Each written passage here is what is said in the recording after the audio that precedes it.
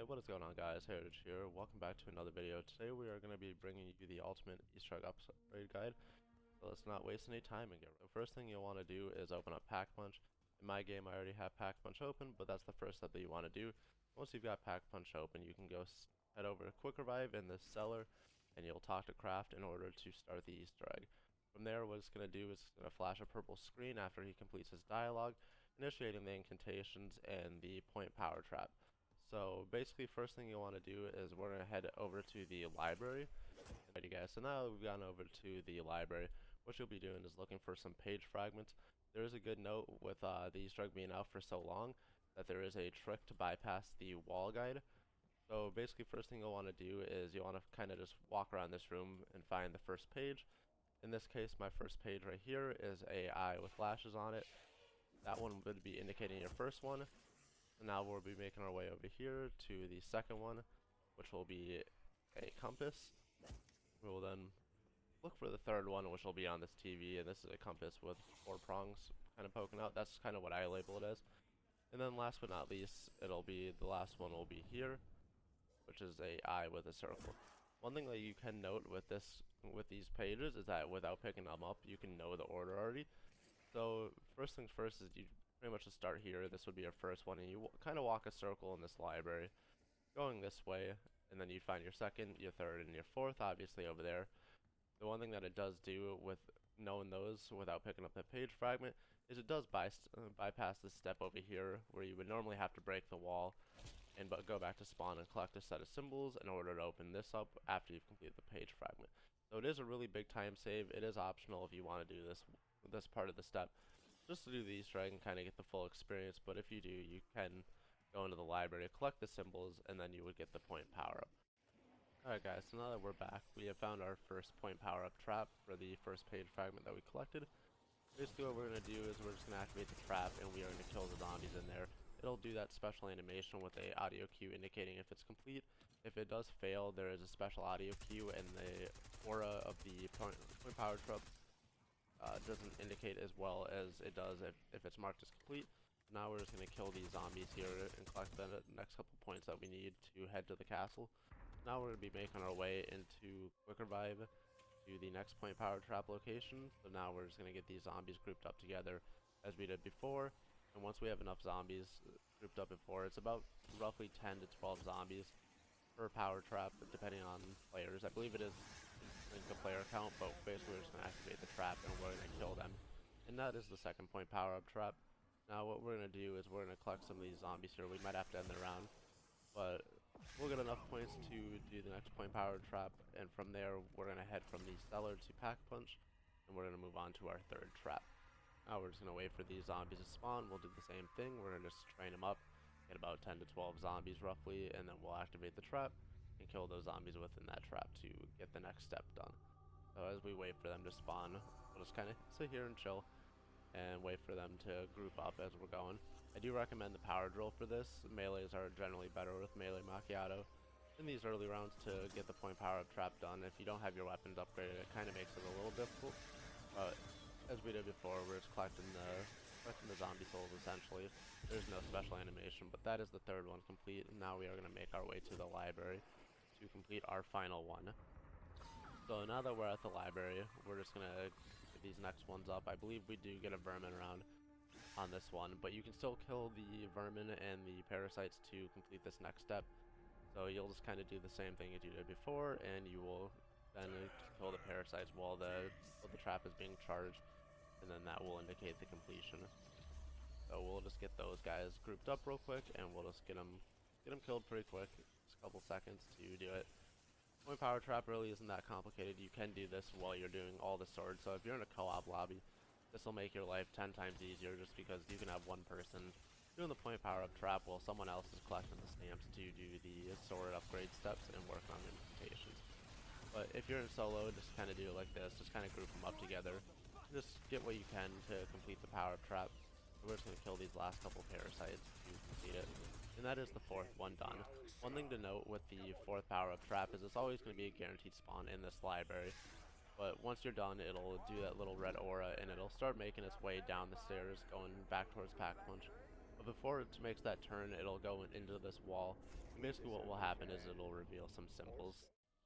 Alrighty guys, so now that you've got your swords upgraded and you've done the point power up trap, what you'll be doing here is doing the code for the Mystic Orb. Basically what you'll do is that you'll grab an incantation for the first sword in your order. In this case mine is Stag. I have the lightning incantation and then the sword. And what you'll do basically is you'll do the incantation, you'll inspect it, it'll do an animation, and that'll move on and it'll start glowing.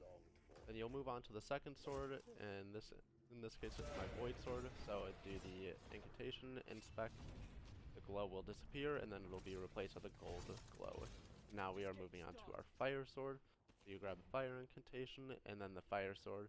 You do the incantation, do an inspect, the glow will go away and be replaced with the gold, and now we're moving on to the final sword, our light sword. So then once again you do the light incantation, and then you do the weapon inspect and the glow will disappear. And now all statues will be glowing with the gold aura, and what it'll do is it'll spawn a mystic orb in the air. I do know that it is a little buggy, but sometimes it can end up in the air, but it'll come down and you'll be able to pick up the mystic orb, and then you'll move on to the next step. Alrighty, so now that we've made our way to the Mystic Orb step, we are now going to be doing an Elemental Challenge. Basically, you'll just head upstairs from the statue area where you have all the crafted swords, and you'll begin the light step. You'll just insert the Elemental Orb, and then start the Elemental Challenge. With the light step, during this time, it'll spawn some orbs, and all you have to do is run through them, and it'll start picking them up and depositing. Basically, you'll just do this for X amount of time. Kind of depends on how many people you have. If you're in solo, it's going to take you a little bit longer. But in co-op it should take a little less time, especially in 4-player. But basically you'll just run around, kill the zombies as you're going, just to make sure that you don't go down, and just continue to pick up these elemental orbs. During that time you can kind of just do whatever. Really good for points if you're trying to build up points to get set up for the Guardian boss fight. So you just kind of just want to kill them, and I think roughly 15 to 20 orbs to fill it up. In terms of just how long it takes, it is a long step, so just bear with it as you're doing the light challenge. It's probably better to do this step first rather than the other ones, as the other ones you can use swords for. So now that we're done, we're going to grab the Raven sword and make our way down to the basement over by the Raven Claw where the Raven incantation is. We'll start that elemental challenge. The one thing to note with these challenges too is as you're killing, you cannot kill with the regular sword. You want to kill with either the elemental charge from the sword or use the incantations attached to them. I would advise to do the incantations as they're much easier, and if you usually get the ones in the middle, you can stack about 4 of them in total. So you'll use the first 2 and then you'll just grab the 2 from the incantation itself next to the elemental charge. You'll just kill the zombies, and with each time you kill the zombies, if they're close enough, it'll start pulling in their souls to collect orbs in the elemental challenge. But as we're doing this void step, we're just going to be killing these zombies and watching as it goes. But now that that's done, the Raven step is done, we're going to start making our way back up top to grab the lightning incantation. So we'll start the lightning incantation here for the elemental challenge. And once again, you do not need the swords, and you specifically need to do the charge attack and the incantation attack to charge the elemental orb. Now we're just going to group up these zombies, and we're going to get these lightning incantations done, so that we can fill up the orb for this elemental challenge in the spawn area. So we're just going to kill them. It takes about 15 to 20 zombies. It does scale based on players, so these elemental challenges once again do take a little bit longer depending on if you have 2, 3, or 4 players. So if you're in solo, it is going to be a lot faster to fill these orbs as they have a lower kill requirement. So we're just going to keep training up these zombies and kind of just kill them in a bunch of 9, as the lightning incantation kills 9 at a time generally speaking. So group up 9, kill 9, and just filling up until it completes the charge, and it'll do an animation indicating that the completion is done for that elemental challenge, and you can start moving on to the next one. So we're just going to kill these last couple zombies. It should fill up here with this next set, allowing us to move on to the final challenge, the fire challenge. We're going to pick up this orb, we're going to start making our way back to the farm from spawn and back to the castle. And once we get there, we'll just put the orb in. And the good thing about the fire incantation that we have discovered over the time that we've been playing is that not only does the incantation work, but you can use Molotovs or thermo grenades to do this challenge. Speed up the process, so if you don't have fire incantations available and they're just not there to pick up, you can always throw a thermo grenade down or a Molotov, and if it kills the zombie, it will collect that charge from the molly or the thermo. So as you can see, we're just going to throw these thermo grenades down on the ground and start getting some kills, and then you'll notice did complete the challenge. In this case, I threw one more down just to make sure that we completed the challenge. But now that that is done, we're going to go collect this elemental orb, and that is the completion of the elemental orb charge step. So we're going to make our way back to the castle, and we are going to go back to where we were, where you did the power trap step to get the code, a combination for the swords in which order you need to inspect, and place the orb in there.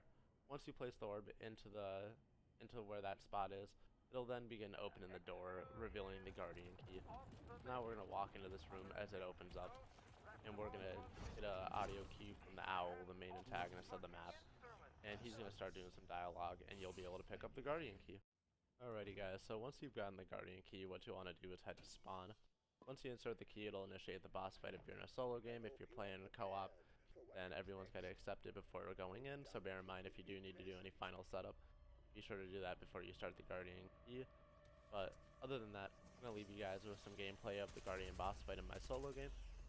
Hope you guys enjoy. Please like, comment, subscribe, and hit that noty bell to join Heritage Fam. And I'll see you guys in the next one. Peace.